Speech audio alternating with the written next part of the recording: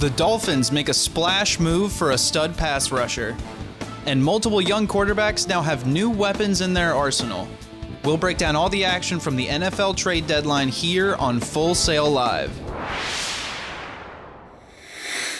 Welcome back to the show, everyone. I'm Matt Curran. We just witnessed one of the craziest NFL trade deadlines in the past 30 years, with 12 players finding new homes today.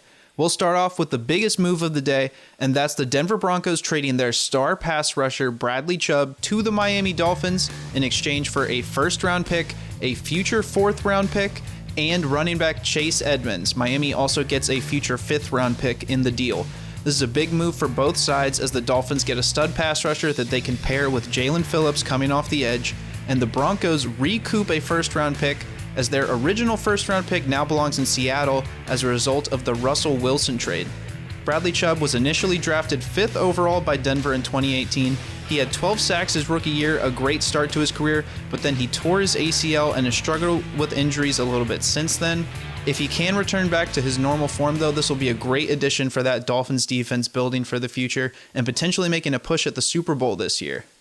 Another crazy move that we saw today was TJ Hockenson getting traded in division from the Detroit Lions to the Minnesota Vikings.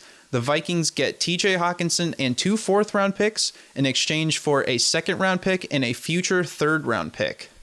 Hockenson fills a big need for the Vikings as their starting tight end Irv Smith sprained his ankle this week and will probably not return until the playoffs, so he definitely fills a need for them.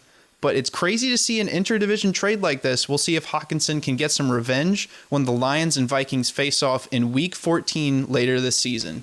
Chase Claypool is on the move. Throws, Claypool makes the catch.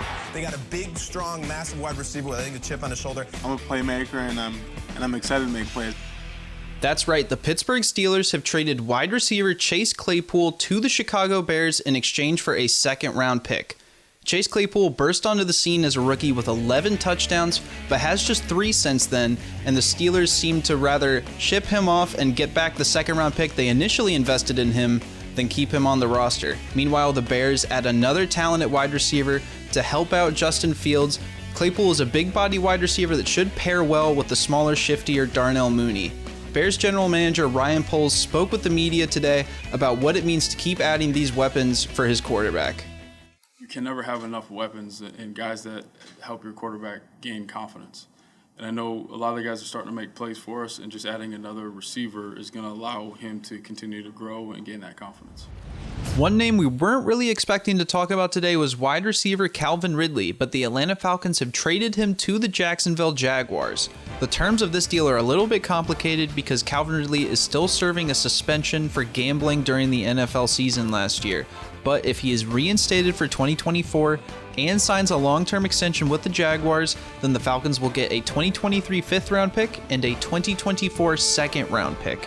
Ridley is a very talented receiver that could be a great addition for Trevor Lawrence once he returns to play.